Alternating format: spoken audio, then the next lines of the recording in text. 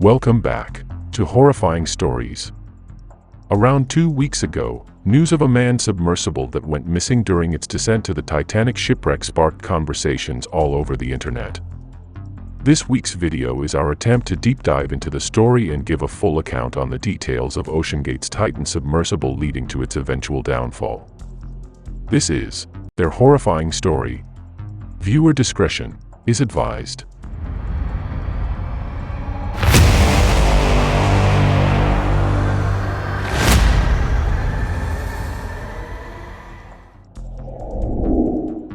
Titanic, a British passenger liner that infamously sank during its maiden voyage on April 15, 1912, after colliding with an iceberg in the North Atlantic Ocean.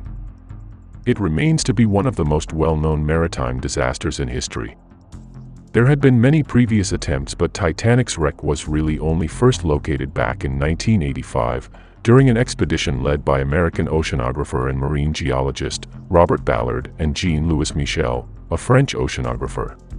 Aboard the U.S. Navy research ship Nor, Ballard deployed Argo to the ocean floor of the North Atlantic Ocean. Argo was a 16-foot or 5-meter submersible designed by Ballard himself that had built-in remote-controlled cameras capable of transmitting real-time images to a monitor. The first images of the passenger liner were transmitted on September 1, 1985, as Argo captured the ship's giant boilers. Later videos showed the ship largely intact in two pieces, 13,000 feet or 4,000 meters on the ocean floor with its hull in an upright position.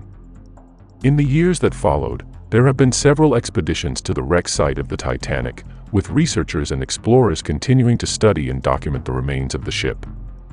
Some of those who dare to conquer the depths salvage artifacts for sale or public display.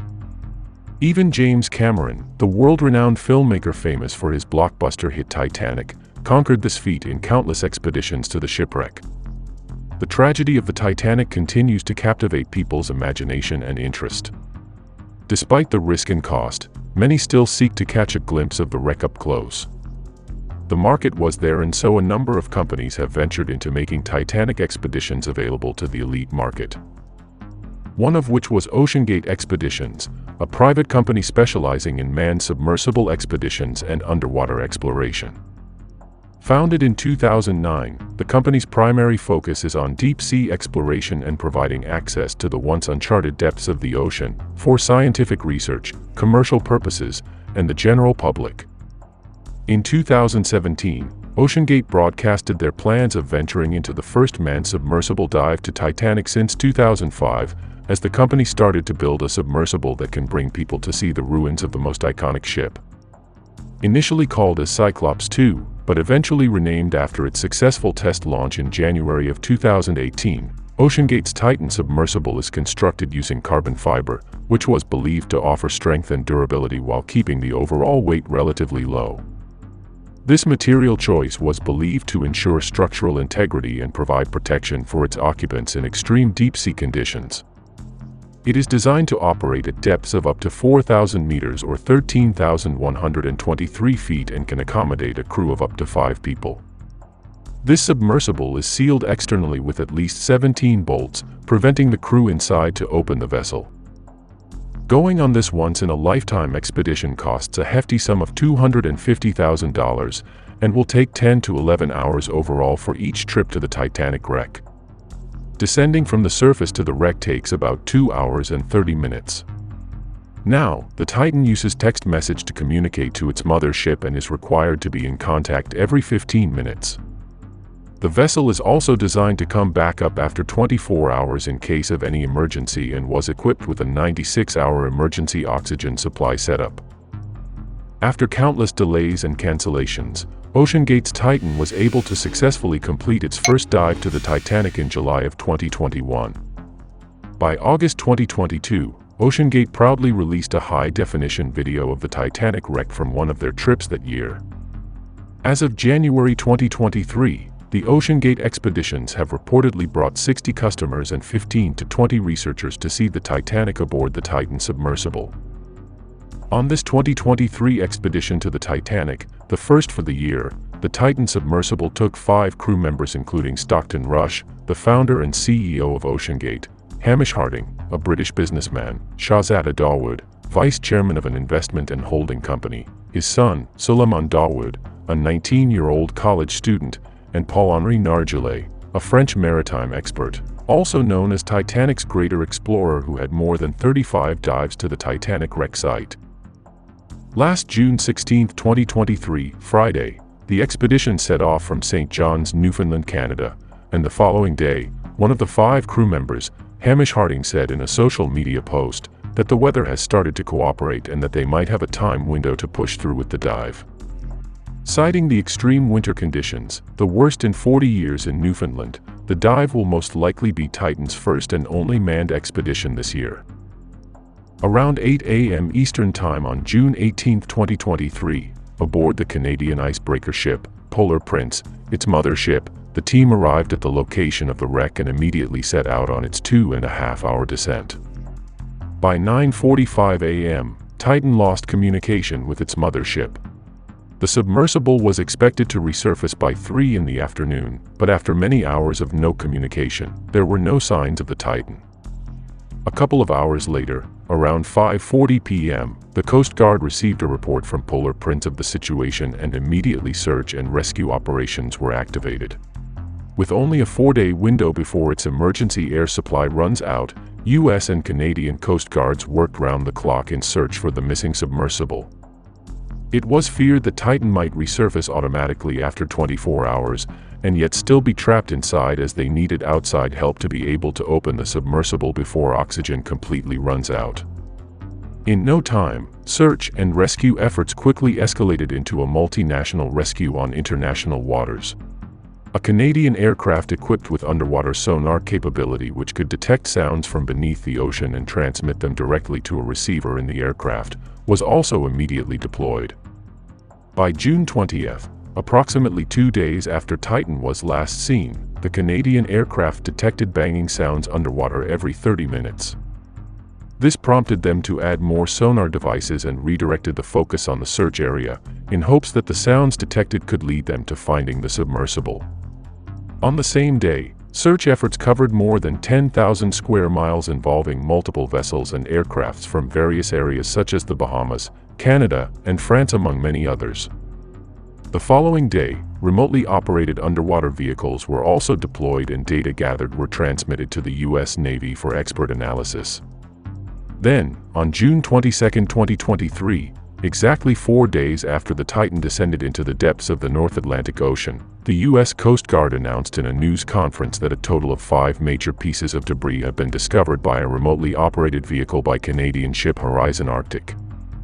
The debris were identified and confirmed to be that of OceanGate's Titan submersible. Its tail cone was found 1,600 feet away from the bow of the Titanic, its hull broken in 2 pieces with the front hull and back hull in different areas within the debris field. Rear Admiral John Mauger, commander of the 1st Coast Guard District of the U.S., cited that the debris found consistently indicates that the submersible suffered a catastrophic implosion. A catastrophic implosion is a sudden inward collapse of a vessel, particularly due to the extreme pressure the vessel has been subjected to. Needless to say, the implosion has led to the untimely demise of the 5 crew members on board the Titan. As soon as the debris were confirmed, families were immediately notified, and OceanGate Expeditions also immediately issued a statement expressing grief of the lives lost to tragedy. This tragedy has also sparked numerous conversations on the expeditions, particularly on the safety concerns of the submersible itself. Various reports from a few years back have resurfaced, including Marine Technology Society's letter back in 2018, raising issues on the lack of certifications. Also, OceanGate's former Director of Marine Operations, David Lockright, expressed his concern in a report back in 2018 regarding the material used for the hull and its lack of testing, especially in terms of the levels of pressure under the depths of the ocean. He was fired for speaking up, and both OceanGate and Lockright found themselves entangled in a legal battle, which eventually got dismissed later that year. There is no doubt about it, the carbon fiber composite material is durable, but there is little to no information about its useful life and how external factors could affect the submersible's reliability and quality over time. The vessel was still largely experimental in nature, probably the very reason why signing of waivers was a strict requirement prior to the actual dive. It was for the same safety issues that father and son, Jay and Sean Bloom, backed out of this exact expedition. Initially, they were bound to be part of the 5 on board. However, upon knowing that the submersible uses a game controller for steering, Sean Bloom became bothered and raised the concerns he had with his dad. Jay, a Las Vegas businessman, listened to his son's concerns and further did his own research before coming to a decision not to push through with the trip. Despite Rush negotiating and offering a $200,000 discount, Bloom firmly declined the offer, a decision that has now saved him and his son's life. Tragically, another father and son filled in the seats for them, something that Jay is struggling to grasp in the midst of all the heart-wrenching discoveries that have unfolded quickly in just a week. On June 28, 2023, just 10 days after Titan descended into the depths of the North Atlantic Ocean, the U.S. Coast Guard announced that the Titan's debris had been retrieved from the ocean floor. The Horizon Arctic vessel has transported and unloaded the debris at Newfoundland, and it has been reported that presumed human remains have also been found and carefully retrieved along with the debris. As of writing, the debris is expected to be brought to a U.S. port by the U.S. Coast Guard cutter for further analysis and testing by a team of experts and authorities that have been formed to do a formal investigation on the cause of the catastrophic implosion. Medical experts will also be looking at the presumed human remains for identification as well as to further shed light on the ongoing investigation. Canada's Transportation Safety Board will also be conducting a parallel and independent investigation. Barely 2 weeks since that fatal dive, new information and discoveries about the OceanGate's Titan will continue to unfold as the investigators do a deep dive analysis on the evidence gathered.